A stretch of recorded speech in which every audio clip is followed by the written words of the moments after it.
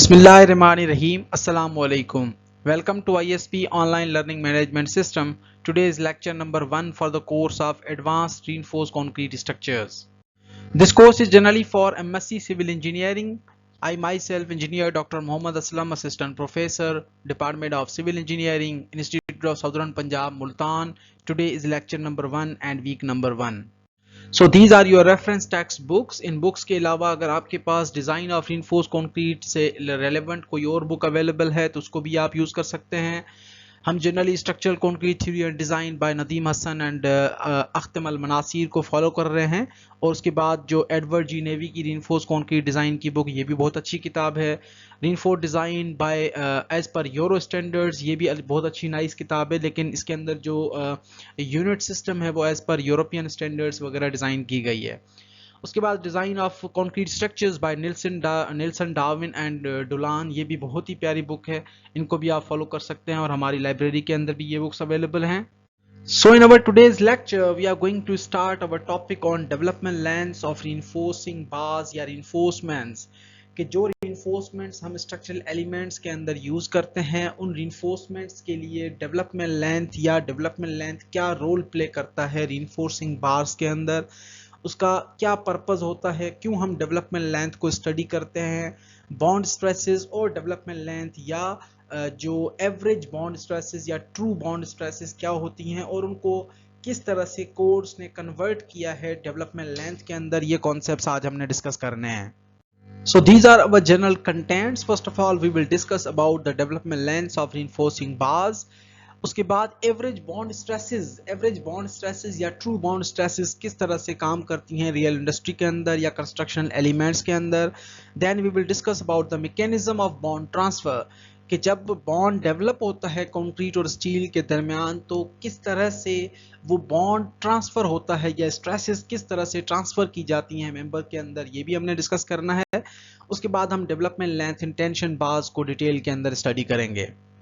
So coming back to the topic, development lengths of reinforcing bars या development lengths of reinforcements. अब जब हम कोई भी स्ट्रक्चरल एलिमेंट बनाते हैं, कंक्रीट है उसके अंदर आप reinforcing bars वगैरह भी यूज करते हैं. So the joint behavior,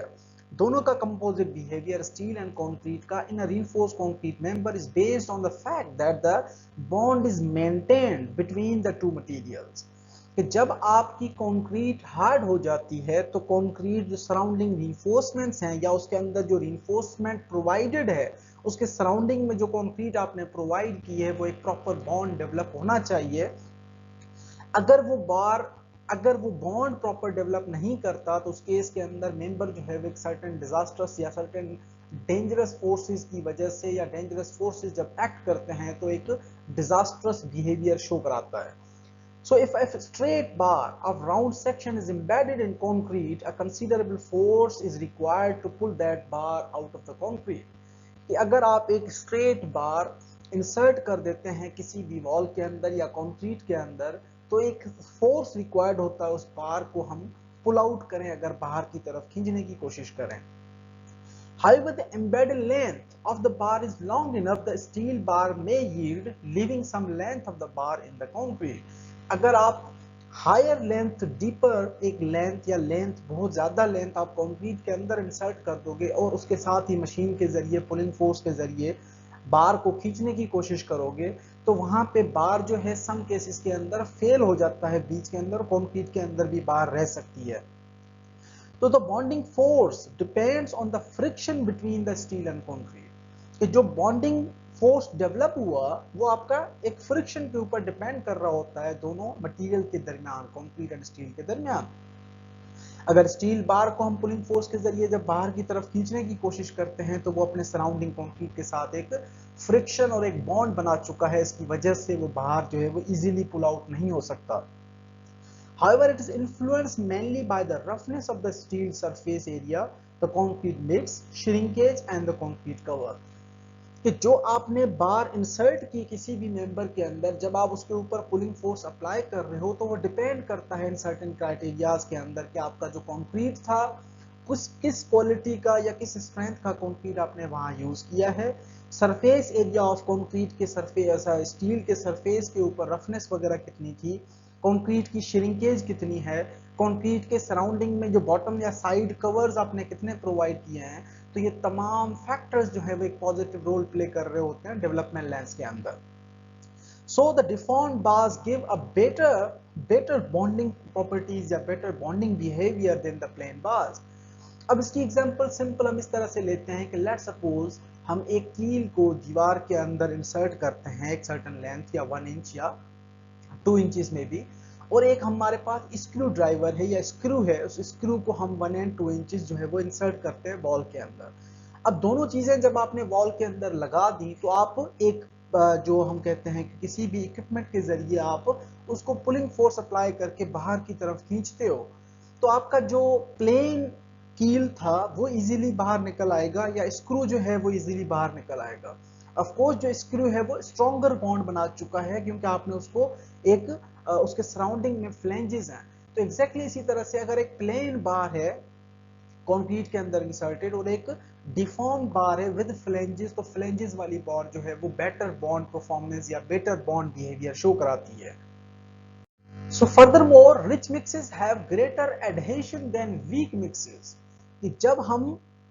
stronger mix use करते हैं, प्रॉपर रिच मिक्सेस यानी हाई स्ट्रेंथ कंक्रीट्स वगैरह यूज करते हैं, और एक लीन कंक्रीट है हमारे पास जिसको हम पुअर या वीक मिक्स कंसीडर करते हैं,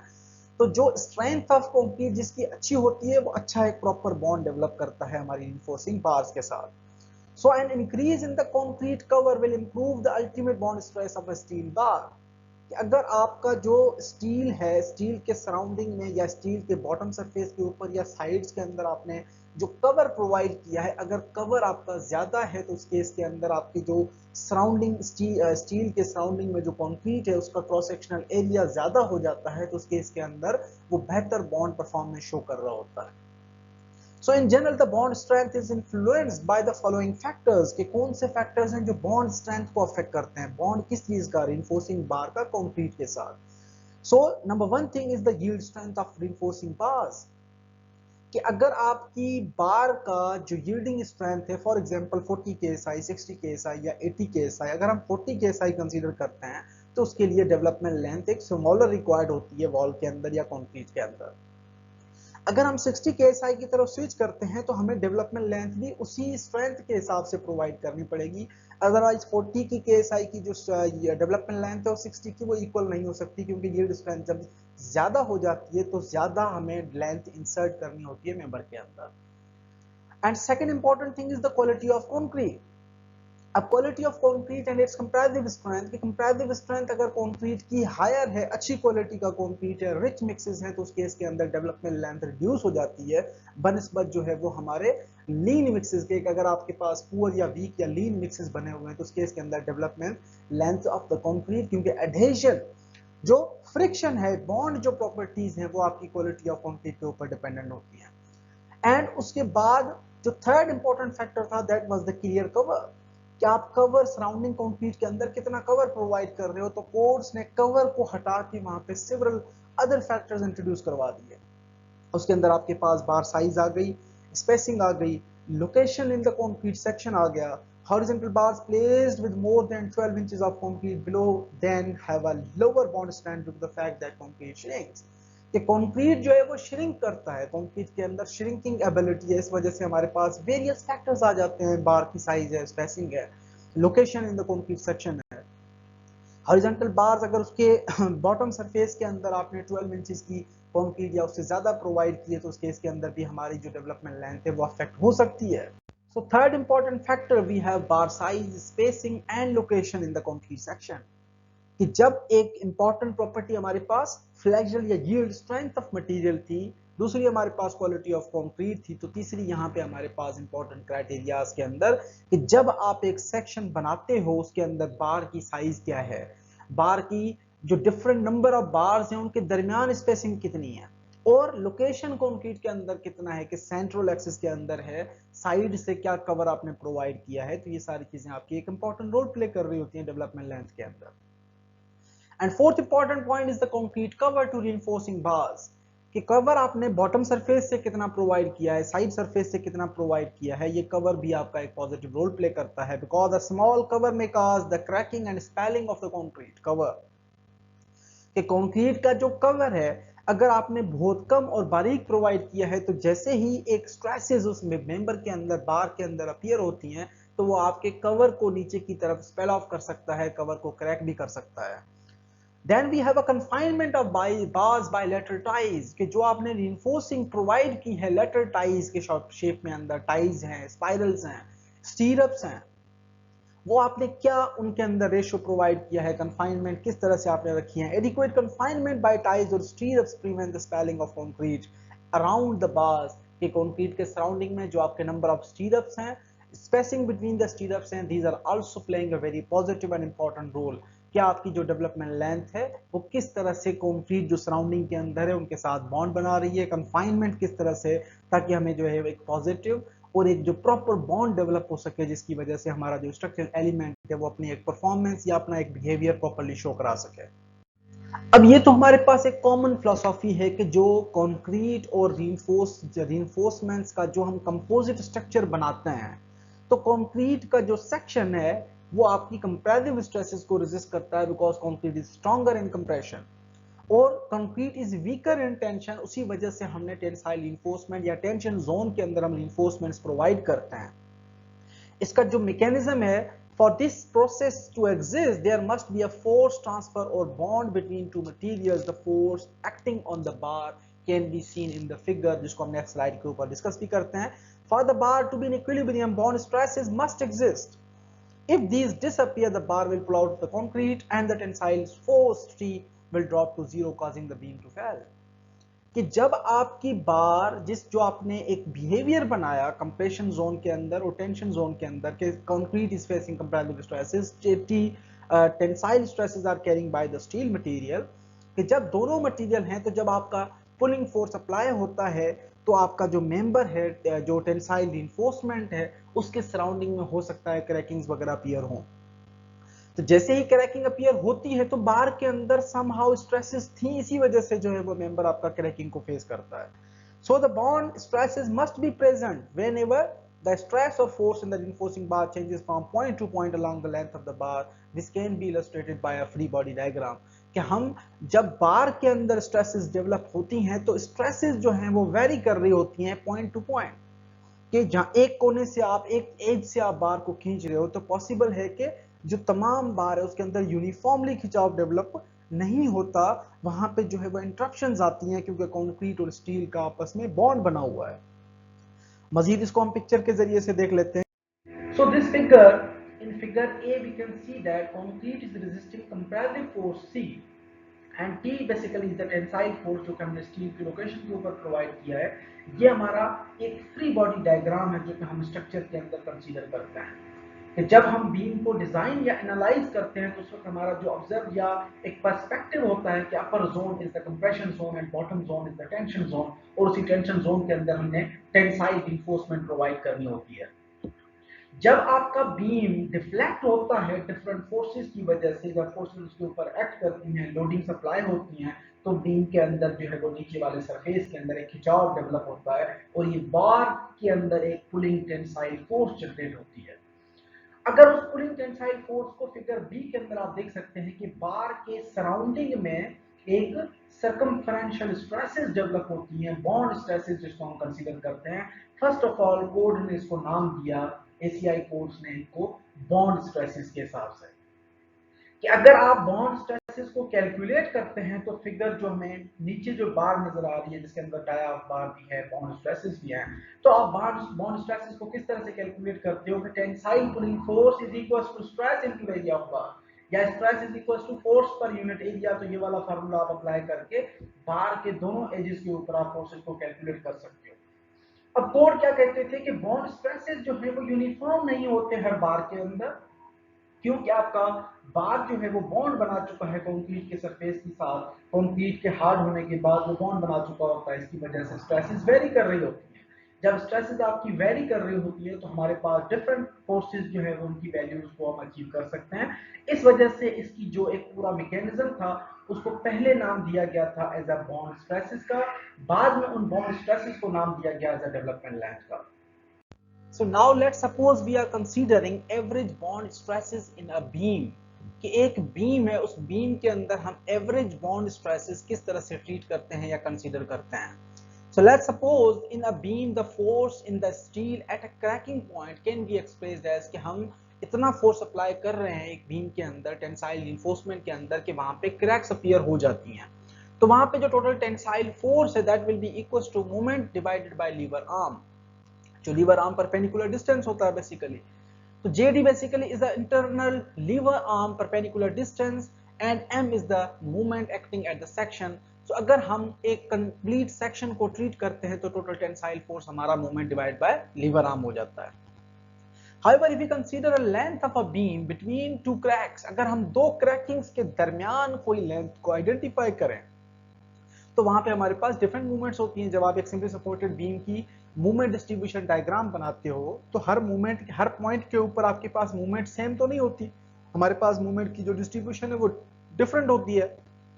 तो इस केस के अंदर जब हमारे पास मूवमेंट्स डिफरेंट होती हैं तो कम्युलेटिवली जो ओवरऑल बॉन्ड स्ट्रेसेस डेवलप होती हैं उसका जो फार्मूला है वो pi into dia of bar mu average, because कि हमारे पास जो अल्टीमेट स्ट्रेसेस है बॉन्ड स्ट्रेसेस है म्यू एवरेज यानी is representing the stresses bond stresses, और delta X is depending on the distance कि एक एज से दूसरे एज के दरमियान जो आपका डिस्टेंस था। ये एक कम्युलेटिव फार्मूला डेवलप किया गया सबसे पहले कि हम जब एक टोटल टेंसाइल स्ट्रेसेस या टेंसाइल जो फोर्स है वो किस तरह से ऑब्जर्व करते हैं, जिसके अंदर हम बॉन्ड स्ट्रेसेस को भी pi D is the circumference of the bar, और उसके बाद हम म्यू यानी कि average bond stress and distance उनको कंसीडर करके फाइंड आउट करते थे। मजीद हम फिगर को एक्सप्लेन करते हैं तो फिगर से आपको सारी चीजें क्लियर हो जाएंगी। So now we have a figure. Let's see figure 3a. We have a beam, single point load is acting on the beam और इसको simply supported member है जिसके अंदर reinforcing भी है, complete भी है। जब इसका आप एक मूवमेंट डिस्ट्रीब्यूशन डायग्राम बनाते हो या मूवमेंट डायग्राम बनाते हैं तो हमारे पास मूवमेंट डायग्राम फिगर बी के अंदर गिवन है। जब हमने मूवमेंट डायग्राम बनाई तो हमने क्रैकिंग के दरमियान हमने जोन चूज किया जो कि 1 और 2 है कि हमारी जो एक क्रैक है वो सेंटर में आ रही है, उस एक स्पेस को हम रिप्रेजेंट करा रहे हैं कि जो स्टील बार है उसके अंदर किस तरह से हम कंसीडर करते हैं स्ट्रेसेस को। मूवमेंट डायग्राम के अंदर आप देख सकते हैं कि जो डिस्टेंस है जो हमने डेल्टा एक्स रिप्रेजेंट कराया था उस डिस्टेंस के ऊपर एक मूवमेंट हमारे पास वैल्यू डिफरेंट है, दूसरी मूवमेंट हमारे पास वैल्यू डिफरेंट है। तो जब हम बार को कंसीडर करते हैं तो जो म्यू है एवरेज बॉन्ड स्ट्रेसेस हैं वो डिफरेंट हो जाती हैं। एक एज के ऊपर आपके पास डिफरेंट है, दूसरे एज के ऊपर आपके पास स्ट्रेसेस डिफरेंट हैं। इसी तरह से जब हम डी फिगर के अंदर देखते हैं तो हमारे पास पार्ट ऑफ बीम सेक्शंस 1 और 2, जब उसको आप एक बीम का पूरा कंप्लीट सेक्शन ट्रीट करते हो तो वहां पे आपके पास शियर एंड बेंडिंग मोमेंट की जो डिस्ट्रीब्यूशंस हैं वो डिफरेंट हो जाती हैं। ये मजीद चीजें जो है वो आगे हम डिस्कस करते चलेंगे तो सारी चीजें आपको क्लियर हो जाएंगी। So now we have a bond stresses in axially loaded prism। अगर हम छोटा सा एक प्रिज्म कंसीडर करते हैं, बीम जिस तरह से हमने कंसीडर किया इसी तरह से हम प्रिज्म कंसीडर करते हैं। Figure 4 shows a prism of concrete containing one reinforcing bar which is loaded in tension। के फिगर के अंदर सारी चीजें गिवन है। At the cracks, the stress in the bar is equals to tensile force divided by area of steel reinforcement। So between the cracks, a portion of the load is transferred to the concrete by bond, and the resulting distribution of steel and concrete stresses is shown in figure A and B or figure B and C। However, the bond stresses are plotted in figure 4D are referred to as a true bond stresses। अब हमने इस picture के अंदर basically हम क्या observe करते हैं कि बॉन्ड का हमने ओवरऑल जो बीम का मैकेनिज्म था वो हमने डिस्कस किया, देखा। एक प्रिज्म हमने बनाया, उस प्रिज्म के अंदर हमने एक रिइंफोर्सिंग बार लगाई और लोड अप्लाई किया। जैसे ही लोड अप्लाई हुआ टेंसाइल पुलिंग फोर्स की वजह से मेंबर के अंदर क्रैक अपीयर हुए, और क्रैक अपीयर होने के बाद जो स्ट्रेसेस की डिस्ट्रीब्यूशन है उसको हमने पहले सेपरेट कंसीडर किया कि स्टील के अंदर स्ट्रेस डिस्ट्रीब्यूशन किस तरह से होती है और कंक्रीट के अंदर किस तरह से होती है। और जब हम इनको कम्युलेटिव स्टडी करते हैं स्टील और कंक्रीट की कंबाइन के अंदर जब स्ट्रेसेस डायग्राम बनाते हैं तो हमारे पास डिस्ट्रीब्यूशन किस तरह से बनती है, ये चीजें हम पिक्चर के अंदर अभी देखते हैं। So now here we have a prism. एक प्रिज्म था छोटा एक्सियली लोडेड प्रिज्म जिसके अंदर एक टेंसाइल बार प्रोवाइडेड है और टेंसाइल बार के अंदर हम दोनों तरफ से पुलिंग फोर्स अप्लाई करते हैं। जब पुलिंग फोर्स हमने अप्लाई किया तो बार के पुलिंग फोर्स की वजह से डिफरेंट क्रैक्स अपीयर हुए मेंबर के अंदर। अब क्रैकिंग के पॉइंट के ऊपर जो स्ट्रेसेस थे कंक्रीट के वो ट्रांसफर हो गए रिइंफोर्सिंग बार के अंदर। तो जब हम वेरिएशन इन स्टील रीइंफोर्समेंट या स्टील स्ट्रेसेस जो स्टील के अंदर किस तरह से स्विच करते हैं, यहाँ पे आप देख सकते हैं कि जहां पे आपके पास स्टील है, प्योरली स्टील के ऊपर स्ट्रेसेस आ रही हैं, वो आपको पीक वैल्यूज दे रहे हैं, ये जो पीक्स नजर आ रही हैं। और जो ड्रॉप है वो आपका क्रैक के दरमियान स्ट्रेसेस डिस्ट्रीब्यूट हो जाती हैं कंक्रीट के अंदर, कि आपका ये जो पोर्शन है पहला, इस पोर्शन के अंदर स्ट्रेसेस कंक्रीट और स्टील दोनों के अंदर है, जहां पे क्रैक है वहां पे स्ट्रेसेस टोटली शिफ्ट हो जाती हैं बार के अंदर। एग्जैक्टली इसी तरह से जब हम कंक्रीट की स्ट्रेसेस को स्टडी करते हैं तो कंक्रीट की स्ट्रेसेस जो छोटा सा पोर्शन ऊपर से यहां से कर्व बन जाता है, ये वेव्स फिगर सी के अंदर आप देख सकते हैं, ये कंक्रीट की स्ट्रेसेस हैं। जब हम कम्युलेटिव स्टडी करते हैं कि variation in bond stresses in out जिस तरह से एक वेव फॉर्म के अंदर प्रोपेगेट होती हैं, कि स्टील एंड कंक्रीट की जब कम्युलेटिव हम ड्रॉ स्टडी करते हैं तो हमारे पास एक वेव फॉर्म के अंदर, जिगजैग फॉर्म के अंदर, इन एंड आउट फॉर्म के अंदर जो है वो एक बॉन्ड स्ट्रेसेस डेवलप होती हैं, जिनको हम ट्रू बॉन्ड स्ट्रेसेस कंसीडर करते हैं।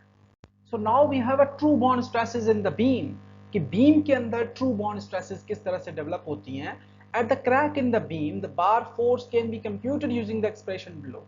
कि जो आपका ओवरऑल बीम के अंदर जब आपने पुलिंग फोर्स अप्लाई किया या आपका लोडिंग की वजह से जब मेंबर के अंदर क्रैक्स अपीयर हुए, तो बार के अंदर जो पुलिंग फोर्स था उसको हम कैलकुलेट कर सकते हैं by using equation tensile force is equal to movement over lever arm.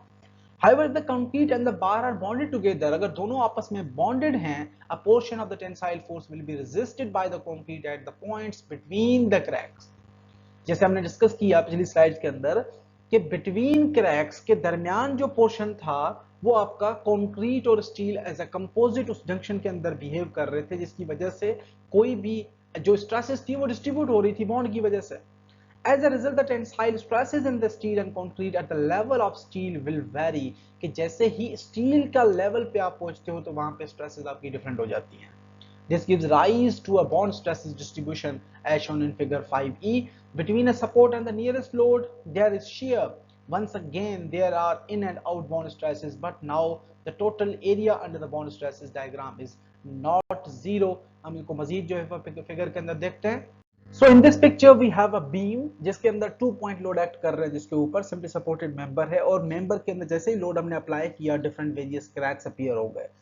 अब इसी बीम की हमने सेकंड डायग्राम के अंदर मूवमेंट डिस्ट्रीब्यूशन डायग्राम बनाई। मूवमेंट डिस्ट्रीब्यूशन डायग्राम एज पर लोडिंग पॉइंट हमारी डिफरेंट हो जाती है। तो यहाँ पे 2 पॉइंट लोड थे, सेंटर के अंदर रीजन के अंदर हमारे पास मूवमेंट जो है वो मैक्सिमम रही और बाकी जो है वो एक कंसिस्टेंटली ड्रॉप अपीयर हुआ। अब जैसे ही हम वेरिएशन अचीव करते हैं या स्टील के अंदर फाइंड आउट करते हैं तो वहां पे हमारे पास एक सडन ड्रॉप आता है उन पॉइंट्स के अंदर जहां पे आपका कंक्रीट एंड स्टील दोनों का एज अ कंपोजिट बिहेवियर है, जिस तरह से हमने प्रिज्म के अंदर केस के अंदर देखा। लेकिन जहां पे आपके पास स्टील, सिर्फ प्योरली स्टील अवेलेबल है क्रैकिंग रीजन्स के अंदर, तो वहां पे आपकी जो टोटल स्ट्रेसेस हैं वो क्रैकिंग स्टील बार के ऊपर आ जाती हैं, और जिसकी वजह से स्टील जो है वहां पे हायर स्ट्रेसेस को फेस कर रहा होता है। अब हम अगर कंक्रीट की बात करें तो कंक्रीट की जो स्ट्रेसेस हैं वो जहां पे जॉइंट बच जाता है कंक्रीट और स्टील के दरमियान जो बॉन्ड बरकरार है उस रीजन के अंदर समहाउ स्ट्रेसेस को शो कराता है, लेकिन जहां पे क्रैक आ चुका है वहां पे स्ट्रेसेस सारी स्टील के अंदर ट्रांसफर हो जाती हैं। यहाँ पे आप पिक्चर फिगर डी के अंदर देख भी सकते हैं। लेकिन यहाँ पे दोनों का अगर हम कंपोजिट शो कराएं, कंपोजिट देखें तो एजेस दोनों के अंदर जो स्ट्रेसेस हैं वो जीरो हैं, क्योंकि यहाँ पे हमारे पास जो है वो टेंसाइल स्ट्रेसेस जीरो हैं, यहाँ पे आपके पास फ्लेक्सिबल लोडिंग है इस वजह से। लेकिन जैसे ही आप सेंटर के जोन के अंदर मूव करते हो तो वहां पे जो वेव के अंदर जो प्रोपेगेशन है या जो आपकी एक जो डिस्ट्रीब्यूशन स्ट्रेसेस की वो एक वेव फॉर्म के अंदर अपीयर होना शुरू हो जाती है। तो यहाँ पे इन आउट अगेन डेवलप होता है और जीरो जो है वो दोनों एजेस के अंदर, कॉर्नर्स के अंदर बरकरार रहता है।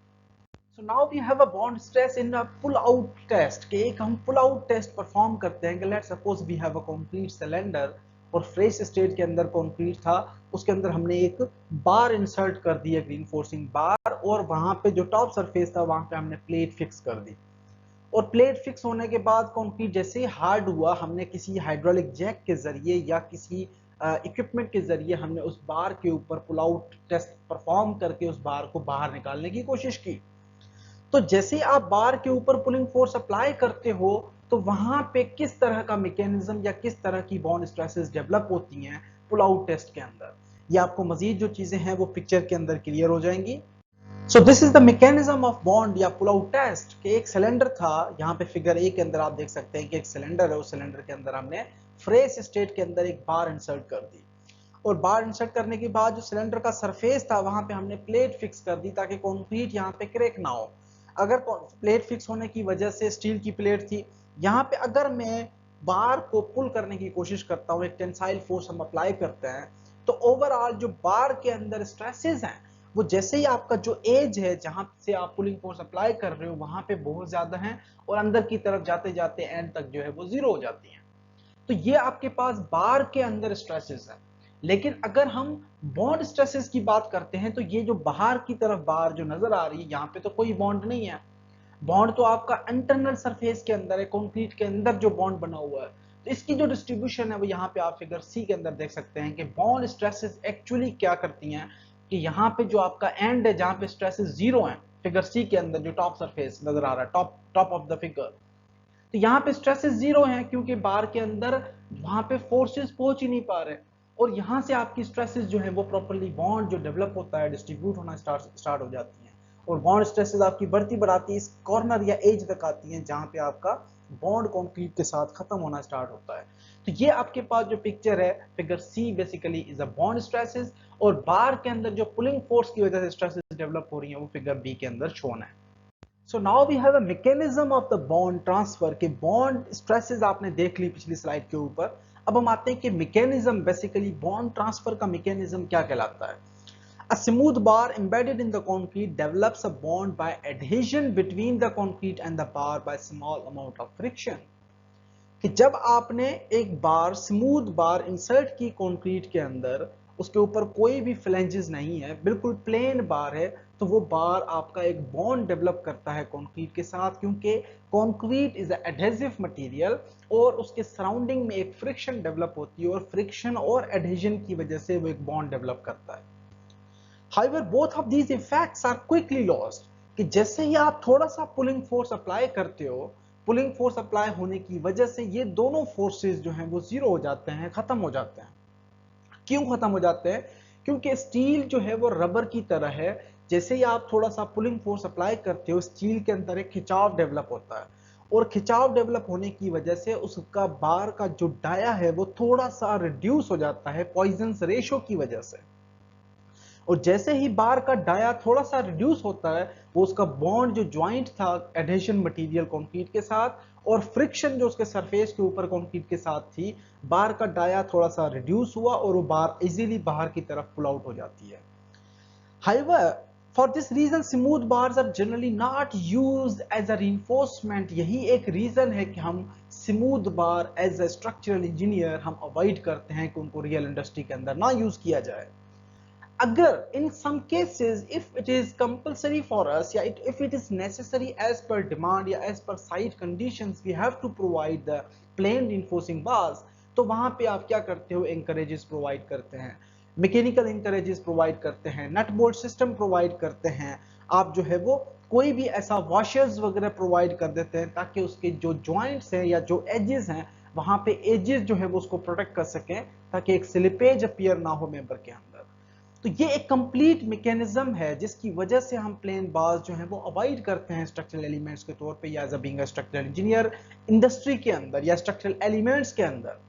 अब सेकंड इंपॉर्टेंट पॉइंट के अंदर आते हैं कि अगर हम प्लेन बार को छोड़ के डिफॉर्म बार यूज करते हैं जिसके सरफेस के ऊपर फ्लैंजेस होती हैं, तो वहां पे भी हमारे पास एडहेजन होता है कंक्रीट का, सरफेस का फ्रिक्शन भी होता है और जैसे ही आप पुलिंग फोर्स अप्लाई करते हो पॉइजन रेशो की वजह से स्टील का डाया जो है वो रिड्यूस भी हो जाता है। तो उस केस के अंदर हमारे पास जो अल्टरनेट ऑप्शंस हैं वो डाया थोड़ा सा स्लाइटली रिड्यूस होता है लेकिन कंक्रीट स्टील की बार के सरफेस के ऊपर जो डिफॉर्मेशंस होती हैं, जो फ्रैगमेंट्स होती हैं छोटी छोटी, जिनको हम छोटी छोटी फ्लैंजेस भी कंसीडर करते हैं, वो फ्लैंजेस कंक्रीट के अंदर जाके एक अपना बॉन्ड बना चुकी होती हैं, अपने स्पेसेस बना चुकी होती हैं। तो जब आप एक पुलिंग फोर्स अप्लाई करते हो तो एडिशन और जो आपका फ्रिक्शन था वो तो स्लाइटली आहिस्ता आहिस्ता होते खत्म हो जाते हैं, लेकिन जो कंक्रीट के अंदर स्ट्रेसेस थी वो आपकी ट्रांसफर हो जाती हैं स्टील की छोटी छोटी फ्लैंजेस के अंदर और या स्टील की जो स्ट्रेसेस है टोटली वो उन छोटी फ्लेंजेस के जरिए से कंक्रीट के अंदर ट्रांसफर हो जाती हैं। और ओवरऑल क्या होता है कि स्टील बार के सराउंडिंग के अंदर एक सर्कमफेरेंशियल स्ट्रेसेस डेवलप होती हैं, सराउंडिंग के अंदर पूरा कंप्लीट एक सर्कुलर फॉर्म के अंदर, और वो होते होते तमाम बार्स के अंदर से प्रोड्यूस होके वो साइड्स की तरफ से डिस्पर्स हो जाती हैं, जहां से उसको नियरेस्ट पॉइंट मिलता है। नियरेस्ट पॉइंट क्या? एक certain distance from the centre of bar to the edge of concrete के जहां से उसको नियर डिस्टेंस नजर आता है उस तरफ वो तमाम स्ट्रेसेस को मूव कराने की कोशिश करता है। तो ये आपका ओवरऑल जो मैकेनिज्म है, this mechanism basically is known as a bond transfer mechanism. और इसको मजीद हम पिक्चर्स के अंदर देखते हैं कि किस तरह से बॉन्ड मैकेनिज्म जो है वो काम कर रहा होता है for the case of deform bars. So now in this picture first of all we have a deform bar जिसके सरफेस के ऊपर फ्लैंजेस होती हैं, जो कि आप ऊपर वाली पिक्चर के अंदर देख सकते हैं फिगर ए के अंदर, फोर्सेस ऑन द बार, कि जैसे ही आप बार के अंदर पुलिंग फोर्स अप्लाई करते हो उसके जो फ्लैंजेस थे छोटे छोटे वो कंक्रीट के अंदर इंसर्ट होके, नीचे फिगर बी के अंदर आप देख सकते हैं कि एक बार कंक्रीट के अंदर किस तरह से फिल्ड है सराउंडिंग के अंदर कंक्रीट, और वो फ्लैंजेस कंक्रीट के अंदर इंसर्ट हो जाती हैं। तो जब आप पॉइजंस रेशो की वजह से बार के डाया में थोड़ा सा स्लाइड अगर चेंजेस भी आ जाती हैं तो बार क्या करता है कि वो अपनी तमाम स्ट्रेसेस जो हैं उनको ट्रांसफर कर देता है उन फ्लैंजेस के ऊपर, और फ्लैंजेस उनको ट्रांसफर कर देती हैं via inclined load into the concrete. और इंक्लाइन लोड आपको पता है कि हम इंक्लाइन लोड को दो कंपोनेंट के अंदर, लॉन्गिट्यूडनल एंड रेडियल कंपोनेंट्स के अंदर डिस्ट्रीब्यूट कर देते हैं, जो कि आप फिगर सी के अंदर भी देख सकते हैं। तो एज ए रिजल्टेंट हमारे पास क्या जनरेट होता है कि फ्लैंजेस जो हैं वो सराउंडिंग के अंदर मूव कर रही होती हैं, बार के चारों तरफ से एक फ्लैंजेस प्रोवाइड होती हैं, तो उन तमाम फ्लैंजेस क्या करती हैं, एक सराउंडिंग के अंदर लोड्स को डिस्ट्रीब्यूट कर रही हैं कंक्रीट के अंदर, जिसकी वजह से एक सर्कमफेरेंशियल स्ट्रेसेस डिस्ट्रीब्यूशन डायग्राम बनती है, जो कि आप फिगर डी के अंदर देख सकते हैं, जिसको हम radial forces on concrete consider करते हैं। और ये रेडियल फोर्सेस आहिस्ता आहिस्ता उन सरफेसेस की तरफ मूव करती हैं जो उसके नियर में आ रहा है, जो नियर एज आता है कंक्रीट का, वहां से उस मेंबर को कोलैप्स करने की कोशिश करता है। तो ये हमारा कंप्लीट जो मैकेनिज्म है एक बार का मेंबर के अंदर, ये मैकेनिज्म बेसिकली बॉन्ड मैकेनिज्म कहलाता है या बॉन्ड ट्रांसफर मैकेनिज्म कहलाता है in the case of reinforcing elements. अब बॉन्ड मैकेनिज्म के अंदर जो फेल्यूर डेवलप होता है कंक्रीट के अंदर, जो स्प्लिटिंग फेल्यूर या बार के अंदर टेंसाइल स्ट्रेसेस की वजह से जो स्पेल ऑफ होता है कंक्रीट का, वो तीन रीजंस की वजह से अपीयर होता है। First of all the minimum distance from the bar to the surface of concrete, के ओवरऑल जो बार से लेके सरफेस तक डिस्टेंस कितना है, जिसको हम कवर कंसीडर करते हैं या side distance consider, side cover भी आप कंसीडर कर सकते हो। Second important thing is the tensile strength of material, कि कंक्रीट जो आपने यूज किया है उसकी टेंसाइल स्ट्रेंथ कितनी है। आया कंक्रीट की आपको पता है टेंसाइल में कंक्रीट वीकर है, तो कंक्रीट अगर टेंसाइल में वीकर था इसी वजह से हमने रिइंफोर्सिंग में बार्स वगैरह इंट्रोड्यूस करवाई थी। और थर्ड जो है वो हमारे पास एवरेज बॉन्ड स्ट्रेस है, कि कंक्रीट का जो मिक्सचर था वो कितना पावरफुल मिक्स है, जिसकी वजह से जो सराउंडिंग स्टील के साथ जो सराउंडिंग कंक्रीट ने एक बॉन्ड डेवलप किया, उसकी वजह से जो एवरेज बॉन्ड स्ट्रेसेस है वो कितनी है। तो इन तमाम तीनों फैक्टर्स की वजह से आपका जो बॉन्ड मैकेनिज्म है बेसिकली उसके अंदर एक स्प्लिटिंग फेल्यूर अपीयर होता है। So the typical splitting failure surfaces are shown in figure, कि जब आप एक बार को एक लोकेशन प्रोवाइड करते हो कंक्रीट के अंदर तो कौन कौन से पॉसिबल फेल्यूर्स अपीयर हो सकते हैं, वो हमें एक पिक्चर के अंदर या फिगर के अंदर गिवन है, उनको हम मजीद देखते हैं तो आपको सारी चीजें जो है वो क्लियर हो जाएंगी। So now let's have a look in figure 8A, कि अगर आपकी दो रिइंफोर्सिंग बार्स, दोनों बार्स के दरमियान भी डिस्टेंस कम था, यानी कि सर्कमफेरेंशियल स्ट्रेसेस जो जिस लोकेशन के अंदर बन रही थी वो सर्कमफेरेंशियल स्ट्रेसेस आपस में टकरा रही थी दोनों बार्स की वजह से या दोनों बार्स के सराउंडिंग के अंदर,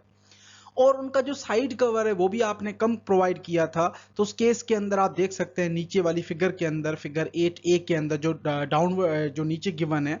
वहां पे देखें कि आपको जो स्पेल ऑफ है वो पूरे सरफेस का स्पेल ऑफ अपीयर हो सकता है, यानी कंक्रीट के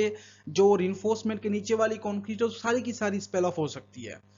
अब सेकंड केस के अंदर आप देखें कि जो सेक्शन था रिइंफोर्समेंट या जो आरसी बीम का, वो सेक्शन हमारे पास वाइडर था, तो हमने जो रिइंफोर्समेंट प्रोवाइड किए हैं उन दोनों बार्स के दरमियान डिस्टेंस हायर था, लेकिन साइड कवर और बॉटम कवर जो है वो कम थे। तो उस केस के अंदर हमारे पास जो फेल्यूअर्स हैं वो साइड कवर और बॉटम कवर का फेल्यूअर अपीयर हो रहा है दोनों तरफ से, स्पेल ऑफ आप देख सकते हो। अगर थर्ड पिक्चर के अंदर आप देखें, यहाँ पे हमारे पास इवन जो बीम का सेक्शन वो और ज्यादा वाइडर था, लेकिन हमारे पास बॉटम सरफेस के अंदर जो स्पेस था या बॉटम कवर जो हमने प्रोवाइड किया वो कम से कम रखा था। तो उस केस के अंदर जो हमारा कंक्रीट का जो स्पेल ऑफ फेल्यूअर जो अपीयर होता है वो आपका सिर्फ और सिर्फ बॉटम सरफेस के अंदर अपीयर हो सकता है। यहाँ से आपकी जो कंक्रीट है वो नीचे की तरफ गिर सकती है।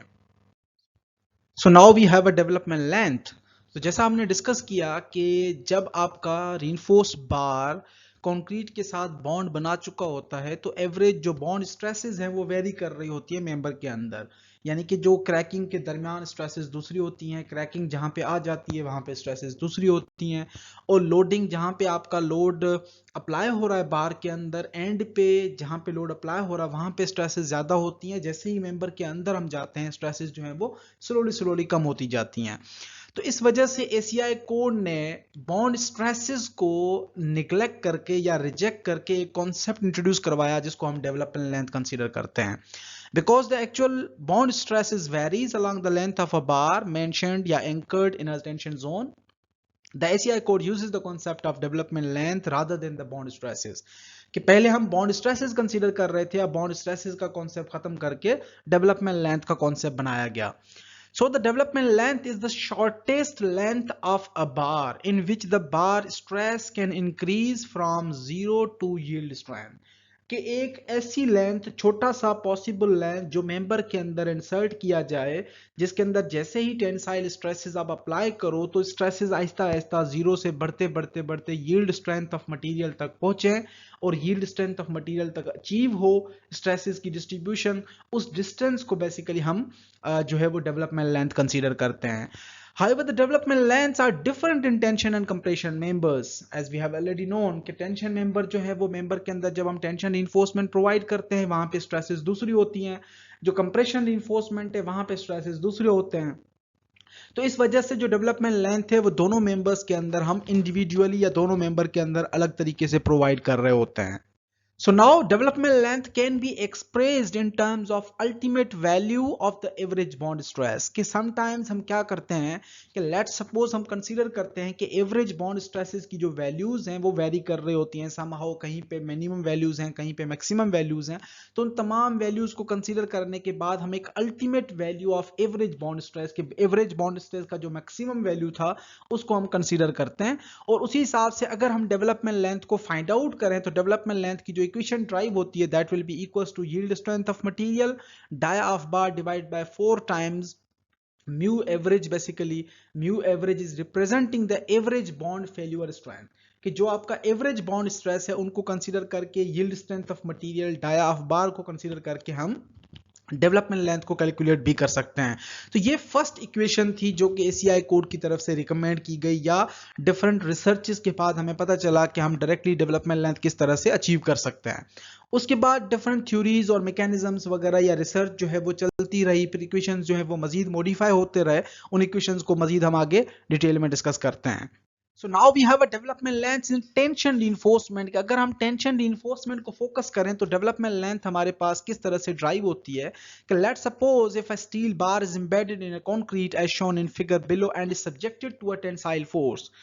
and this force will be resisted by the bond stress between the steel bar and the concrete। जैसा कि हमने ऑलरेडी थ्योरीज के अंदर पीछे डिस्कस किया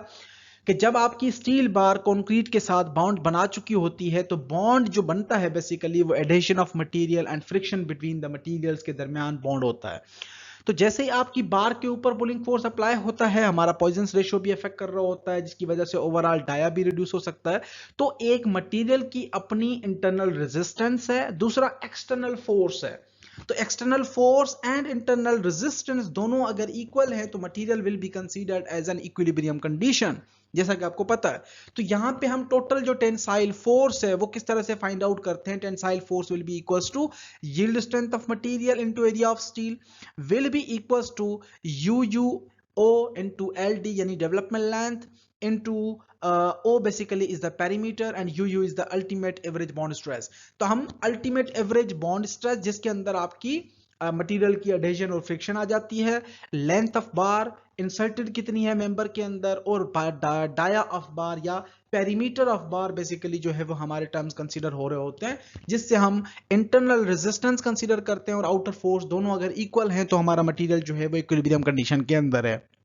so this is the general mechanism कि आप देख सकते हैं कि एक रीइंफोर्स बार हमने मेंबर के अंदर इंसर्ट की और जैसे ही पुलिंग फोर्स अप्लाई करते हैं तो बार के अंदर एक स्ट्रेस डिस्ट्रीब्यूशन डायग्राम बनती है, जो कि हम ऑलरेडी डिस्कस कर रहे हैं। और बार के सराउंडिंग के अंदर एक सर्कमफेरेंशियल स्ट्रेस डिस्ट्रीब्यूशन डेवलप होती है, जो कि आउटर सरफेसेस की तरफ मूव कर रही होती है, जो कि आपको नीचे फिगर सेक्शन ए के ऊपर आपको जो डिस्ट्रीब्यूशन नजर आ रही है। तो जैसे ही आप स्ट्रेसेस को अप्लाई करते हो मटेरियल के अंदर, इंटरनल रेजिस्टेंस जो है वो एक पॉजिटिव रोल प्ले कर रहा होता है समहाउ, जिसको हम बॉन्ड फेल्यूर या जिसको हम बॉन्ड स्ट्रेसेस भी कंसीडर करते हैं।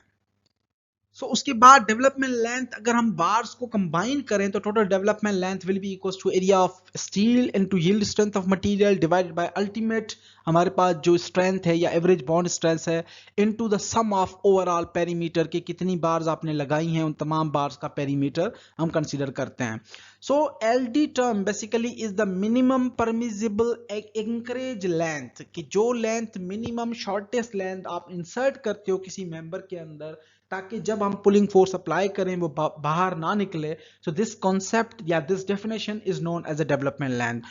अब डेवलपमेंट लेंथ को मजीद जब हमने फार्मूलाज ड्राइव किए तो हमें पता चला कि pi D square into F Y divide by 4 into ultimate yield stress या ultimate bonding stress into pi D is the parameter. इस इक्वेशन को हमने कंसीडर किया और टोटल जो ड्राइव हमें इक्वेशन मिली वो D B into F Y over 4 times U, जो कि आपका अल्टीमेट एवरेज बॉन्ड स्ट्रेसेस है। तो हमें यहां से तीन चीजें पैरामीटर्स मिलते हैं कि जो आपकी डेवलपमेंट लेंथ है वो डिपेंड कर रही होती है डाया ऑफ बार के ऊपर, यील्डिंग स्ट्रेंथ ऑफ बार के ऊपर and the quality of concrete के ऊपर। कि quality of concrete basically is the bond stress, कि अच्छा कंक्रीट है बॉन्ड स्ट्रेस अच्छी बनेगी, यानी बॉन्ड आपका बेहतर बनता है। अगर कंक्रीट वीकर है तो बॉन्ड हमारा जो है वो पुअर बनता है। इसको मजीद हम आगे भी डिस्कस करते हैं। So based on the previous equation, this means that the development length is a function of size and the yield strength of the reinforcing bars in addition to the ultimate bond stresses। कि तीन चीजें या तीन parameters जो है वो major या positive role play कर रहे होते हैं। Number one is the size of bar और dia of the bar,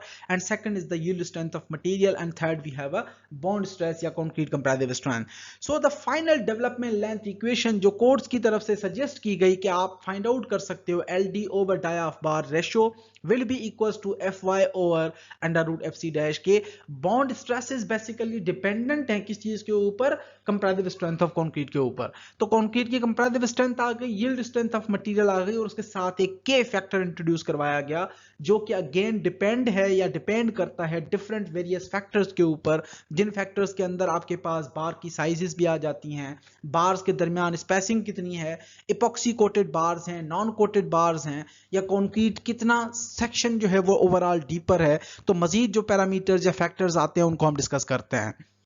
So the suggested equations LD over dia of bar is equals to Fy into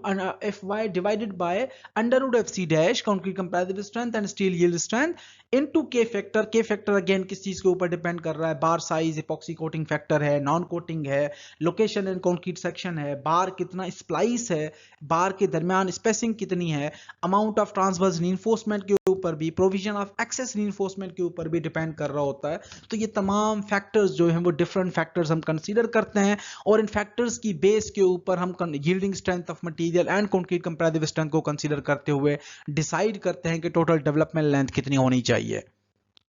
अब इस इक्वेशन के अंदर जो के फैक्टर था वो के फैक्टर किस तरह से ड्राइव हुआ कि K will be equals to 3/40 into lambda psi T psi E psi S divided by C B plus K T R divide by dia of bar. ये तमाम पैरामीटर्स एसीआई की तरफ से सजेस्टेड हैं। ये किस तरह से हम यूटिलाइज करते हैं तमाम पैरामीटर्स को, इनको हम मजीद डिटेल में डिस्कस करते हैं। अगर हम previous equation LD over dia of bar will be equals to K into Fy over FC dash के इक्वेशन के अंदर अगर हम K की वैल्यू को इंसर्ट करें जो कि 30/40 into lambda psi T psi E and psi S divide by CB plus KTR divide by dia of bar, अगर ये वैल्यूज को इंसर्ट करते हैं तो टोटल जो जनरल इक्वेशन हमारे पास डेवलपमेंट लेंथ के लिए डेवलप होती है that is LD over dia of bar will be equals to 3/40 into lambda Fy over FC dash under root psi t psi e and psi s factors divided by CB plus KTR plus divided by dia of bar. अब psi T, psi E and psi S factors basically या CB या KTR transverse reinforcement है, bottom से distance कितना है, transition जो reinforcement है उनके दरमियान स्पेसिंग्स कितनी है, epoxy coating factor है या नहीं है, ये तमाम पैरामीटर्स जो है वो मजीद हम डिटेल में डिस्कस करते हैं. So in the equation, LD basically is representing the development length, जो कि actual development length कितनी होनी चाहिए इंचेस के अंदर. DB is the dia of bar, जिसको आप number of bar में कंसीडर कर सकते हैं और dia को आप इंचेस में भी कन्वर्ट कर सकते हैं. Psi T basically is the bar location factor as recommended by the ACI code के बार आप किस टाइप की बार की बात कर रहे हैं, उसकी लोकेशन क्या है, टेंशन इन्फोर्समेंट है, कंप्रेशन इन्फोर्समेंट है, उसको हम डिसाइड करते हैं. उसके बाद psi E basically is an coating factor कि आपकी बार्स जो हैं वो समटाइम्स हम इपॉक्सी कोटेड बार्स यूज करते हैं एज पर कोड्स, समटाइम्स हम अनकोटेड बार्स यूज करते हैं, समटाइम्स गैल्वेनाइज्ड कोटेड बार्स हम यूज करते हैं. तो psi E basically is an coating factor. psi S is the bar size factor के कौन सी बार आप बात कर रहे हो, जो कि आपकी नंबर 7 है, नंबर 6 है, या स्मॉलर बार्स हैं, लार्जर डेप्थ बार्स हैं. And lambda basically is a type of concrete factor कि अगर आप नॉर्मल वेट कंक्रीट यूज करते हैं तो lambda will be equal to 1, और अगर आप लाइट वेट कंक्रीट या any type of other concrete use करते हैं तो लैम्डा की वैल्यू आप फाइंड आउट भी कर सकते हैं, और जो कि आपकी वैल्यू जो है वो compressive strength, cylindrical compressive strength divide by 6.7 into under root F C dash से भी आप वैल्यू फाइंड आउट कर सकते हैं, जो कि लाइट वेट कंक्रीट के लिए लेस देन 1 होती है.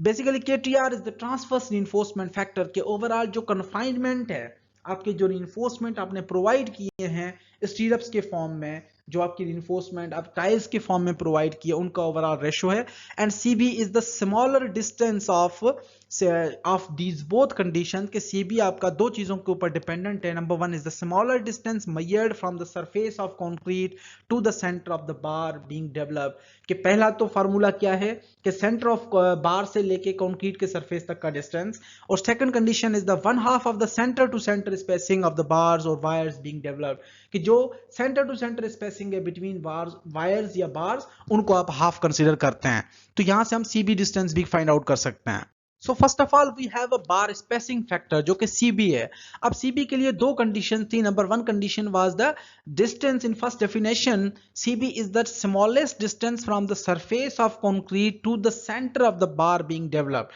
अब लेट्स सपोज हम एक रीइंफोर्समेंट यूज करते हैं किसी भी मेंबर के अंदर, जो नॉर्मली ACI कवर सजेस्ट करता है वो 1.5 इंचेस होती हैं. तो अगर एक बीम के अंदर हम 11 नंबर की बार यूज करते हैं और 3 नंबर का स्टीरअप यूज करते हैं, तो आपका CB distance will be 1.5 inches जो कि आपका क्लियर कवर है, प्लस 0.375 इंचेस जो कि आपका स्टीरअप का है, डाया है overall, plus half of the dia bar जो कि 11 नंबर आपने यूज की है, उसका एरिया आपके या डाया जो है वो 1.41 इंचेस होता है डिवाइडेड बाय 2, यानी कि हम हाफ सेंटर से कंसीडर कर रहे होते हैं, जिसकी वैल्यू 0.71 इंचेस आती है. और टोटल डिस्टेंस हमारे पास जो आया वो 2.58 इंचेस आ गया. तो CB की जो फर्स्ट केस के अंदर वैल्यू आ गई वो 2.58 इंचेस आ गई. अब ACI कहता है कि अगर आप नॉर्मली टिपिकली आप 2.5 इंचेस भी कंसीडर कर सकते हो, तो ये हमारे पास पहले केस के अंदर 2.58 या 2.5 इंचेस की वैल्यू आ गई. इसी तरह से हमारे पास जो सेकंड डेफिनेशन थी जिसके अंदर हम क्या करते थे, 1/2 of the centre to centre distance between the reinforcements. अब ACI क्या कहता है कि clear spacing between the bars will be equals to at least will be equals to dia of bar. यानी अगर आप दो बार यूज कर रहे हो तो दोनों बार्स के दरमियान जो डिस्टेंस है वो कम से कम उस बार का डाया जो है उससे ज्यादा होना चाहिए या इक्वल होना चाहिए. तो let suppose but not less than 1 inches again. So अगर हम एक बीम के अंदर 11 नंबर की बार यूज करते हैं तो 11 नंबर की बार का जो टोटल डेप्थ है वो 1.41 इंचेस होता है.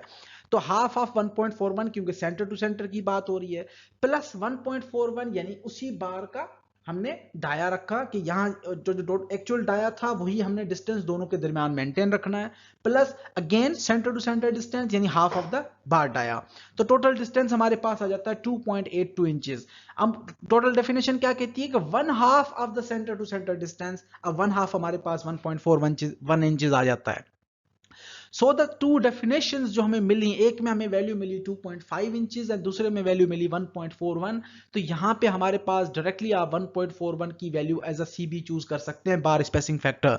लेकिन the smallest of the two values as discussed by the standards कि आप sometimes one time of dia of bar भी कंसीडर कर सकते हो, यानी ये 1.41 हमारा इक्वल है 11 नंबर ऑफ बार के डाया के। तो हमने यहाँ पे फार्मूला भी बना लिया कि इस वैल्यू को CB will be equals to 1 times dia of bar, तो हम इसको भी कंसीडर कर सकते हैं। उसके बाद हमारे पास साइटी फैक्टर है जिसको हम बार लोकेशन फैक्टर कंसीडर करते हैं कि लेट सपोज अगर कंक्रीट का जो सरफेस है वो रिइंफोर्समेंट से नीचे आपने फिल किया है अराउंड 12 इंचेस डेप्थ कंक्रीट की या डी बीम्स के अंदर, तो उस केस के अंदर आपका बार लोकेशन फैक्टर जो है वो 1.3 कंसीडर होता है नॉर्मली बीम्स के अंदर ओनली। अगर आप किसी भी अदर मेंबर की बात कर रहे हो, जैसे आपके पास स्लैब्स हो गई, फ्लैट स्लैब्स हो गई, रूफ्स हो गई, तो उन केसेस के अंदर आप ये बार लोकेशन फैक्टर जो है वो 1 के इक्वल ट्रीट करते हो, क्योंकि वहां पे बार की लोकेशन से नीचे आपका मोर देन 12 इंचेस तक जो है वो डेप्थ कंक्रीट की नहीं प्रोवाइड होती। इस वजह से हम बार लोकेशन फैक्टर जो है वो सम केसेस के अंदर 1.3 एंड जनरल केसेस के अंदर हम 1 कंसीडर कर रहे होते हैं। उसके बाद हमारे पास है कोटिंग फैक्टर। अगर हम कोटिंग की बात करते हैं तो अगर आपकी जो नॉर्मल रिइंफोर्समेंट्स हैं वो आपने इपॉक्सी कोटिंग करवाई हुई है या आपकी जो वायर्स हैं उनको आपने कवर करवाया हुआ है, तो उस केस के अंदर हम सम केसेस के अंदर 3 टाइम्स डाया ऑफ बार भी डिस्टेंस यूज करते हैं, और सम केसेस के अंदर हम clear spacing 6 times of dia of bar अगर एडजस्ट होता है या अप्लाई कर रहे हो, तो उस केस के अंदर आपका जो फैक्टर है कोटिंग फैक्टर वो 1.5 यूज होता है। और all other epoxy coating factors और वायर्स के अंदर हम 1.2 कंसीडर यूज करते हैं। लेट सपोज फर्स्ट कंडीशन क्या कहती है कि इपॉक्सी कोटेड बार्स और wires with cover less than 3 times dia bar, यानी आपने जो इपॉक्सी बार के ऊपर अप्लाई की उसके अंदर अगर आपका जो साइड कवर है वो 3 टाइम्स डाया ऑफ बार से कम है या क्लियर स्पेसिंग आपकी 6 टाइम्स डाया ऑफ बार के जो है वो उससे कम है, तो उस केस के अंदर आप 1.5 यूज करते हो। अदर केसेस के अंदर हम 1.2 और अनकोटेड बार्स और गैल्वेनाइज्ड रिइंफोर्समेंट्स के लिए हम फैक्टर 1 यूज कर रहे होते हैं। अब यहाँ पे एक और चीज हमारे पास इंपॉर्टेंट आ जाती है कि epoxy coating factor and the location factor, उन दोनों का जो रेशो है basically ratio of location factor divide by epoxy coating factor should not be greater than 1.7, कि अगर आप दोनों वैल्यूज कैलकुलेट करते हैं तो उस केस के अंदर टोटल जो रेशो है वो 1.7 से ज्यादा नहीं होना चाहिए। उसके बाद हमारे पास है बार साइज फैक्टर। अगर आप नंबर 6 या स्मॉलर बार यूज कर रहे हो, लेस देन 6 नंबर बार यूज करते हो जिसके अंदर number 3 number 4 number 5 and number 6 बार तक यूज करते हैं, तो उस केस के अंदर बार साइज फैक्टर हम 8 यूज करते हैं यानी 0.8। उसके बाद अगर आपका नंबर 7 या लार्जर बार्स हैं तो बार साइज फैक्टर जो है वह हमारा 1 यूज होता है। इसी तरह से अगर हम लाइट वेट कॉन्क्रीट या lambda is a type of concrete factor, normal concrete के लिए हम 1 फैक्टर यूज करते हैं और लाइट वेट कॉन्क्रीट के लिए हम 0.75 से 0.85 तक वैल्यूज को यूज कर सकते हैं। लेकिन आपके पास अगर कॉन्क्रीट की कंपैरेटिव स्ट्रेंथ और स्प्लिटिंग टेंसाइल स्ट्रेंथ अवेलेबल है तो उससे आप फार्मूला यूज करके भी वैल्यू कंसीडर कर सकते हैं, लेकिन वो वैल्यू ओवरऑल 1 से कम होनी चाहिए। अदरवाइज जो आपके पास स्पेसिफाइड नॉर्मल वेट या कन्वेंशनल कॉन्क्रीट है उस केस के अंदर हम लैम्डा की वैल्यू जो है वो 1 कंसीडर कर रहे होते हैं। अब ये फैक्टर बेसिकली जैसे हमने डिस्कस किया कि लाइट वेट केस के अंदर हम फैक्टर 0.75 क्यों कंसीडर करते हैं, क्योंकि लाइट वेट कंक्रीट या नॉर्मल कंक्रीट की टेंसाइल स्ट्रेंथ बहुत कम होती है और लाइट वेट कंक्रीट की नॉर्मल वेट से भी टेंसाइल स्ट्रेंथ कम होती है। इस वजह से ये जो फैक्टर है बेसिकली एक इंपॉर्टेंट रोल प्ले कर रहा होता है कि जब आप एक नॉर्मल या कन्वेंशनल कंक्रीट यूज नहीं करते, लाइट वेट कंक्रीट यूज करते हो, तो उस केस के अंदर ये फैक्टर जो है वो हमारा एक सेफ्टी मार्जिन प्रोवाइड करता है, जिसकी वजह से हम 1 से वैल्यू को कम करके 75% वैल्यू का कंसीडर कर रहे होते हैं या अप टू 85% कंसीडर कर रहे होते हैं। तो ये lambda basically is representing the light weight aggregate concrete factor. उसके बाद हमारे पास KTR basically is a transverse reinforcement index. Transfer reinforcement index यानी जो आपने नॉर्मल रीइंफोर्समेंट यूज की हैं, मेन रीइंफोर्समेंट, उनको आपने कन्फाइन करने के लिए जो स्टीरअप्स या टाइज वगैरह यूज किए, तो उनका जो ओवरऑल एरिया है उसको हम ATR से रिप्रेजेंट करा रहे हैं, जो कि एरिया ऑफ ट्रांसफर्स रीइंफोर्समेंट कहलाता है। उसके अंदर जो S है basically is representing the centre to centre spacing of the transverse reinforcement and N basically is a number of bars और वायर्स बीइंग डेवलप्ड और spliced along the plane of splitting. कि जो ओवरऑल प्लेन था उसमें total number of bars आपने कितनी use की, उन बार्स के दरमियान स्पेसिंग कितना है, और ट्रांसवर्स रीइंफोर्समेंट का टोटल एरिया। इस रेशो से हम एक KTR फैक्टर निकालते हैं जो कि ट्रांसवर्स रीइंफोर्समेंट इंडेक्स कहलाता है।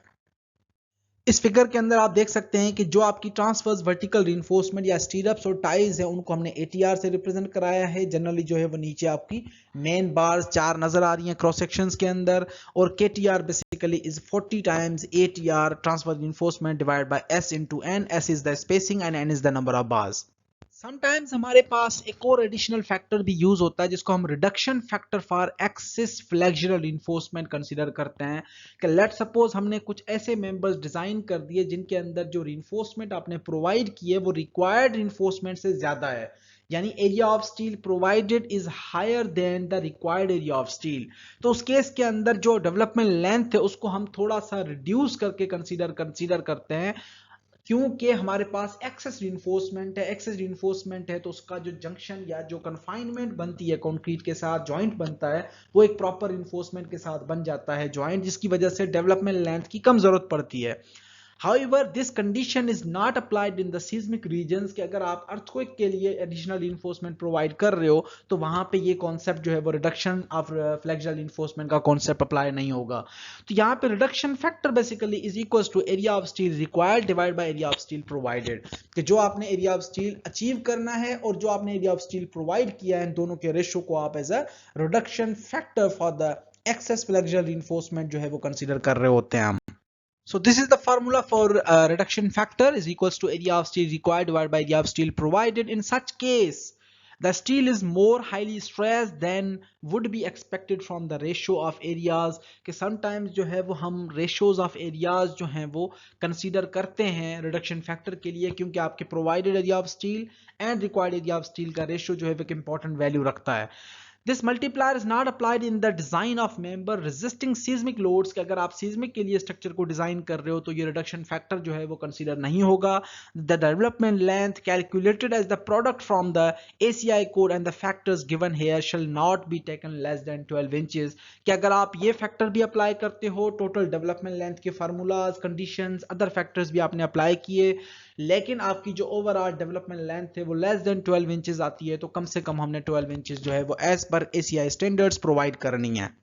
सो समटाइम्स हमारे पास इंडिविजुअल बार्स के बजाय एक ही लोकेशन के ऊपर नंबर ऑफ बार्स ज्यादा आ जाती हैं, जिनको हम फिर बंडल्ड वायर्स के फॉर्म में यूज करते हैं। बंडल्ड वायर्स यानी 3-3 या 2-2 वायर्स को हम एक साथ बांध के फिर एज अ फ्लेक्सुरल इन्फोर्समेंट के तौर पे यूज कर रहे होते हैं। तो अगर ऐसा कोई केस आ जाता है जिसके अंदर 2-3 या 4 बार्स आपकी कंबाइन की गई हैं या उनको आपने बांध के बंडल वायर के फॉर्म में बनाया गया है, तो इसमें क्या होता है कि 4 वायर्स आपने जब कंबाइन की तो इफेक्टिव जो पेरीमीटर है वो इंडिविजुअल चारों वायर से कम हो जाता है यहाँ पे। तो इस केस के अंदर हम क्या करते हैं कि जो डेवलपमेंट लेंथ हमने इंडिविजुअल वायर की कैलकुलेट की है उसको हम 1.2 टाइम्स इंक्रीज करके कंसीडर करते हैं इन the case of 3 bar bundle wires के अंदर, और 1.33 टाइम्स कंसीडर करते हैं for the case of 4 times bundle wire या 4 बंडल वायर्स के केस के अंदर। उसके बाद हमारे पास है कोटेड वायर्स के अंदर कि अगर फॉर एग्जांपल हमने कोटेड बार्स यूज की हैं तो डेवलपमेंट लेंथ का कॉन्सेप्ट जो है वो यहाँ पे क्या कंसीडर होता है कि let's suppose in bridge decks and parking garages epoxy coated और galvanized reinforcement are frequently used to reduce corrosion problems. कि समटाइम्स हम ब्रिजेस के अंदर, गैराजेस के अंदर या वाटर रिटेनिंग स्ट्रक्चर्स के अंदर हम कोशिश करते हैं कि हमारी जो रिइंफोर्समेंट्स हैं उनको जंग ना लगे, तो उस केस के अंदर हम कोटेड वायर्स को यूज करते हैं। There is no modification factor for zinc coated wires. अगर जिंक कोटेड वायर्स हैं तो उसके लिए कोई भी मॉडिफिकेशन फैक्टर नहीं है। However, zinc can affect the bond properties also via the chemical reaction with the concrete. This effect can be prevented by treating the bars with a solution of chromate। Chromate का solution भी sometimes हम apply करते हैं ताकि जो है वो zinc जो मटेरियल है वो कंक्रीट के साथ रिएक्शन ना डेवलप कर सके।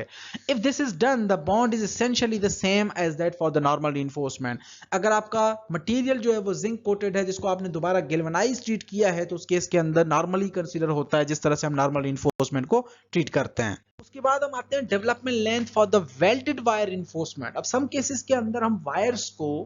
इंडिविजुअली अगर छोटे पीस थे तो उनको हमने वेल्ड करके भी यूज करते हैं। तो अगर वेल्डेड वायर्स हैं तो उस केस के अंदर भी डेवलपमेंट लेंथ ओवरऑल अफेक्ट होती है due to mechanical anchorage system. अगर आप वेल्ड करते हो या नट बोल्ट सिस्टम यूज करते हो तब भी आपकी डेवलपमेंट लेंथ जो है वो डिपेंड कर रही होती है। तो इस केस के अंदर development length will be equal to 0.27 area of bar into yield strength of bar divided by s into lambda under root fc dash। अब यहाँ पे s basically is representing the spacing of wires being developed and AB basically is the cross sectional area of bar, Fy is the yield strength of material, lambda is the type of concrete factor and Fc dash is the concrete compressive strength। अब यहाँ पे the development length may be reduced by multiplying by the factor in ACI code for excess flexural reinforcement। अब यहाँ पे आप क्या करते हो कि अगर वेल्डिंग की वजह से जो रिइंफोर्समेंट आपने ज्यादा प्रोवाइड कर दी है तो उस केस के अंदर एक्सेस फ्लेक्सुरल रिइंफोर्समेंट का जो फैक्टर था उसको आप कंसीडर कर भी सकते हैं, but may not be taken as less than 6 inches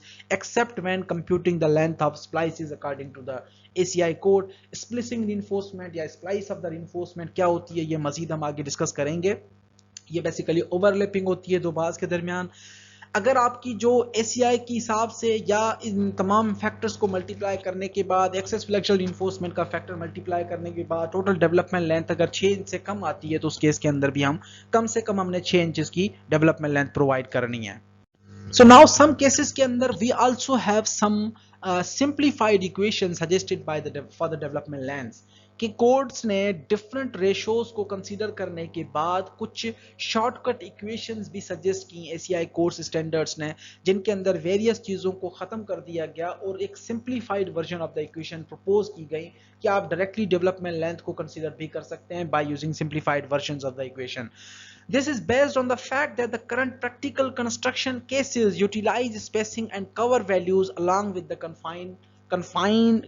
reinforcements such as stirrups and ties that produce value of CB plus KTR divided by dia of bar should be more than equals to 1.5। तो जो current practices हैं उसके अंदर जो हम reinforcement use करते हैं ties और स्टीरअप्स वगैरह की, तो उस वजह से जो KTR का रेशो बनता है उसकी वैल्यू हमारी मोर देन इक्वल्स टू 1.5 आ रही होती है, जिसकी वजह से अगर हम इस फैक्टर को या इस पार्ट को कंसीडर करें या ना करें तो इतना खास फर्क नहीं पड़ता हमारी इंडस्ट्री के अंदर डेवलपमेंट लेंथ के ऊपर। Moreover, tests indicated that the development length can be reduced by 20% for 6 and smaller number wires। कि अगर आपकी 6 नंबर या 6 नंबर से कम वायर हैं तो टोटल जो डेवलपमेंट लेंथ आपकी फाइंड आउट हो रही है कोड्स की वजह से या कोड्स के फार्मूलाज और इक्वेशंस यूज कर रहे हैं, जो वैल्यू आ रही है उसको आप 20% कम भी कंसीडर कर सकते हो रियल इंडस्ट्री के अंदर, क्योंकि एक्चुअल जो स्ट्रेसेस हैं उन बार्स के अंदर इतनी ज्यादा नहीं होती। Based on these assumptions and assuming CB plus KTR over CB over DB is equals to 1.5, तो जो कंडीशंस थी कि अगर हम 20% रिड्यूस कर लेते हैं 6 नंबर और 6 से कम वाली बाइस के अंदर और CB और KTR और डाया बार का जो रेशियो उसको अगर हम 1.5 कंसीडर करें तो टोटल जो इक्वेशंस हैं डेवलपमेंट लेंथ की वो रिवाइज हो जाती हैं। उन रिवाइज और सिंप्लीफाइड इक्वेशंस को हम सजेस्टेड इक्वेशंस को डिस्कस करते हैं। तो अब ACI क्या कहता है कि for number 7 and larger wires कि हम सिंप्लीफाइड वर्जन क्या कंसीडर कर रहे हैं कि पिछली जो इक्वेशंस थी उसमें Sai T, psi E, psi S factor था, लैम्डा फैक्टर था, KTR फैक्टर था, CB फैक्टर था, उसके बाद डाया ऑफ बार फैक्टर था। उन तमाम फैक्टर्स को हमने स्किप कर दिया। हमने डायरेक्ट इक्वेशन कंसीडर की कि LD over dia of bar is equal to FY over FC dash into psi T psi E divide by 20 into lambda. अब यहाँ पे जो हमारी 7 एंड नंबर 7 से लार्जर हैं उसके अंदर हम कंसीडर करते हैं कि हमारी जो रिडक्शन है वो 20% कम भी कंसीडर होती है, लेकिन अगर लार्जर वायर्स हैं 7 नंबर या 6 नंबर से ज्यादा जो ऊपर वाली वायर्स हैं थिकर वायर्स हैं उनके अंदर ये फैक्टर कंसीडर नहीं होता। तो यहाँ पे जो फार्मूला ड्राइव हुआ वो यहाँ पे आप देख सकते हैं, लेकिन अगर 6 नंबर या 6 से कम वाले जो डाया बार्स हैं उनके अंदर जो फार्मूला यूज होता है वो FY divide by FC dash Sai T psi E divide bye 25। अब यहाँ पे 25 फैक्टर आ जाता है इनटू लैम्डा, क्योंकि the ratio in above equation represents 80% of that in equation कि जो ओवरऑल आपको जो इक्वेशन स्मॉलर वायर्स की नजर आ रही है इसके अंदर 80% आपकी जो वैल्यू है वो अचीव होती है। 20% जो हमने डिस्कस किया तो उसको हम कम कंसीडर कर सकते हैं, तो वो यहाँ पे हमने कम कंसीडर कर ली। Therefore these equations can be used when one of the following conditions is met कि कंडीशंस अब हमारे पास क्या हैं उन कंडीशंस को डिस्कस करते हैं। अब पहली कंडीशन के अंदर ये जो 80% वाली कंडीशन है वो अप्लाई होती है। तो पहला क्राइटेरिया क्या है कि क्लियर स्पेसिंग ऑफ बार्स कि बार्स के दरमियान जो क्लियर स्पेसिंग है, सेंटर टू सेंटर डिस्टेंस है, बीइंग डेवलप्ड और spliced not less than dia of bar, कि अगर एक बार का जो डाया है वो दोनों बार्स के दरमियान जो क्लियर डिस्टेंस है उससे कम नहीं होना चाहिए, या क्लियर कवर आपका डाया ऑफ बार से कम नहीं होना चाहिए, या स्टीरअप्स एंड टाइज नॉट, जो लेंथ ऑफ डेवलपमेंट बार है basically, not less then the minimum code requirement. तो पहली कंडीशन के अंदर डाया ऑफ बार से क्लियर स्पेसिंग और जो क्लियर कवर है ये दोनों ज्यादा होने चाहिए या कम से कम इक्वल होने चाहिए, उससे कम नहीं होने चाहिए। तो उस केस के अंदर ये फार्मूलाज वैलिड है। सेकंड, 2 टाइम्स ऑफ डाया बार। अब यहाँ पे क्या है कि क्लियर स्पेसिंग ऑफ बार्स और वायर्स अगर, और या स्प्लाइसिंग अगर 2 टाइम्स ऑफ बार से ज्यादा है या 2 टाइम्स ऑफ बार से कम है तो उस केस के अंदर ये फार्मूलाज वैलिड नहीं है। अगर ज्यादा है तो उस केस के अंदर हम इसको यूज कर सकते हैं। लेकिन जो क्लियर कवर है, साइड कवर जो है वो डाया ऑफ बार कम से कम होना चाहिए, तो उस केस के अंदर भी ये फार्मूलाज आपके अप्लाई हो सकते हैं। For all other cases the value of LD over dia of बार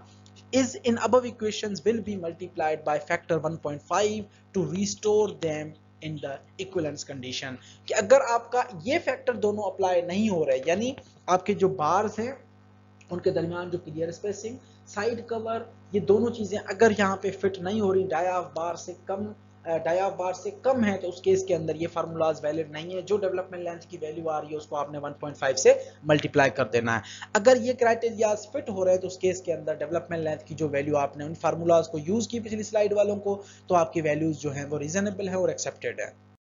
अब नॉर्मल केसेस के अंदर नॉर्मल वेट कंक्रीट हम यूज करते हैं कन्वेंशनल इंडस्ट्री के अंदर। तो अगर कन्वेंशनल कंक्रीट है जिसके अंदर हम साई टी फैक्टर हम 1 कंसीडर करते हैं, लैम्डा फैक्टर भी हमारा 1 हो जाता है, हमारी जो बार्स हैं उनको हम इपॉक्सी ट्रीटेड कंसीडर नहीं कर रहे, अनकोटेड वायर्स हैं तो साई ई फैक्टर भी 1 हो जाता है, और नंबर 7 और लार्जर वायर्स हम यूज करते हैं तो साई एस का फैक्टर भी 1 के इक्वल कंसीडर करते हैं। तो टोटल जो डेवलपमेंट लेंथ के लिए सिंप्लीफाइड इक्वेशन बनी that will be equals to LD over dia of bar is equals to yield strength divide by 20 into lambda under F C dash. कि psi T, psi S, psi E factor, lambda factor, ये तमाम factor हमने 1 consider कर लिए क्योंकि हम conventional material use कर रहे हैं। हमारे पास ना इपॉक्सी कोटिंग है, ना हमारे पास बार्स के अंदर कोई स्पेशल टाइप का कंक्रीट है, नॉर्मल वेट कंक्रीट है, ना हमारे पास जो है वो बार कोटिंग फैक्टर अप्लाई हुआ, ना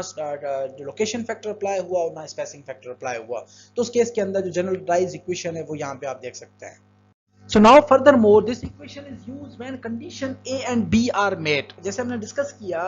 कि जो इक्वेशंस हमने बनाई थी नंबर 7 एंड लार्जर बार्स के लिए, नंबर 6 एंड स्मॉलर वायर्स के लिए, तो ये दोनों कंडीशंस और फार्मूलाज वैलिड हैं अगर आपकी conditions A and B met करते हैं। अगर conditions A and B met नहीं करते तो डेवलपमेंट लेंथ का जो कंडीशन है फार्मूला उसके अंदर आप 1.5 से मल्टीप्लाई कर दोगे तो आपके पास जो फार्मूला ड्राइव हुआ अब L D over dia bar is equal to 3 times under root of c fy divided by 40 into lambda under root of c dash। और सेकंड जो इक्वेशन है स्मॉलर वायर्स के लिए वो आपकी बन जाती है L D over dia bar will be equals to fy over 25 into lambda under root of c dash। तो ये कंडीशंस हमारी 1.5 के लिए फैक्टर मल्टीप्लाई हुआ जब पहली कंडीशंस अप्लाई नहीं हो रही थी या conditions A and B match नहीं कर रही थी, उस केस के अंदर हमने रिवाइज इक्वेशन प्रेजेंट कर दी। अब जब हमारे पास कंडीशंस मैट नहीं कर रही तो जो फार्मूला ड्राइव हुआ L D over dia bar will be equals to 3fy over 50 lambda under root of C dash. तो जब इस फार्मूले को हम कंसीडर करते हैं तो कंसीडर करने के बाद अगर हम नॉर्मल वेट कंक्रीट यूज कर रहे हैं और नॉर्मल स्टील 60 ग्रेड का हम यूज करते हैं जिसकी कंक्रीट की कंप्रेसिव स्ट्रेंथ 4000 psi, स्टील की यील्डिंग स्ट्रेंथ 60000 psi, तो अगर ये कंडीशंस हम कंसीडर करते हैं और लैम्डा की वैल्यू हम as a normal weight concrete 1 use करते हैं तो जो सिंप्लीफाइड इक्वेशंस हमारे पास बन जाती हैं वो इक्वेशंस हैं। अब यहाँ पे ये सिंप्लीफाइड इक्वेशंस आ गई कि हमने लैम्डा और fy और fc डैश तीनों की वैल्यूज को कंसीडर कर लिया एज अ कॉमन वैल्यूज। तो ld is equals to 47.5 into dia of bar more than equals to number 7 wires, यानी 7 और 7 से ज्यादा जो वायर्स हैं उसके अंदर आप अगर कंडीशंस मैट होती हैं तो आपका जो फार्मूला है वो 47.5 इनटू डाया ऑफ बार हो जाता है। अगर कंडीशंस मैट नहीं होती तो फार्मूला क्या हो गया, ld is equals to 71.2 into dia of bar, ये 7 नंबर या 7 से ज्यादा वाली वायर्स के लिए। अगर 6 नंबर या 6 से कम वाली हैं और कंडीशंस मैट करता है तो LD will be equals to 38 times dia of bar. और अगर आपकी कंडीशंस मैट नहीं होती और 6 नंबर या 6 से कम वाली वायर है तो आपकी जो इक्वेशंस ड्राइव होती है that will be equals to L D is equals to 57 into dia of bar. तो ये हमारे पास जनरल जो इक्वेशंस हैं, यहाँ पे आपकी थ्योरेटिकल एक्सप्लेनेशन है कि other values of L D over dia of bar ratios are also given in tables 1 and 2, जो कि हम नीचे टेबल्स को भी डिस्कस करते हैं। Gives the development length for different reinforcing bar जिनकी एफ वाई जो है वो वेरी कर रही है, कंक्रीट की कंप्रेसिव स्ट्रेंथ भी वेरी है, और कंडीशंस अगर मैट करते हैं तो भी वैल्यूज हैं, अगर कंडीशंस मैट नहीं करते तो उस केस के अंदर भी वैल्यूज हैं। अब इस टेबल के अंदर आप देख सकते हैं कि एल डी और dia of bar for various values of under root F C dash या F C dash concrete comparative strength and yielding strength के लिए आपके पास गिवन है, जो कि टेंशन बार्स के लिए। यहाँ पे कंप्रेशन को मर्ज ना कीजिएगा, कंप्रेशन इन्फोर्समेंट की बात नहीं हो रही है, टेंशन इन्फोर्समेंट की बात हो रही है। तो टेंशन बार्स के लिए हमारे पास जो कंक्रीट की कंपैरेटिव स्ट्रेंथ अगर 340 KSI है स्टील की यील्डिंग स्ट्रेंथ, और कंक्रीट की comparative strength 3 KSI, 4 KSI, 5 KSI और 6 KSI की। अगर हम 40 KSI स्टील यूज करते हैं, नंबर 6 बार्स हैं या 6 से कम हैं, कंडीशंस मैट करती हैं तो वैल्यूज आपके पास गिवन है। अगर कंडीशंस मैट नहीं करती तब भी वैल्यूज गिवन है। अगर 7 नंबर या 7 से ज्यादा है, स्टील 40 KSI का है, कंक्रीट 3, 4, 5, 6 KSI का है, तो उस केस के अंदर भी कंडीशंस मैट और कंडीशंस नहीं मैट करती तब भी हमारे पास वैल्यूज हैं। अगर 60 KSI का स्टील है तब भी हमारे पास 6 नंबर और 7 नंबर या 7 से ज्यादा वालों के लिए डिफरेंट रेशोज और इन्फोर्समेंट्स की क्राइटेरियाज या development length direct values given है।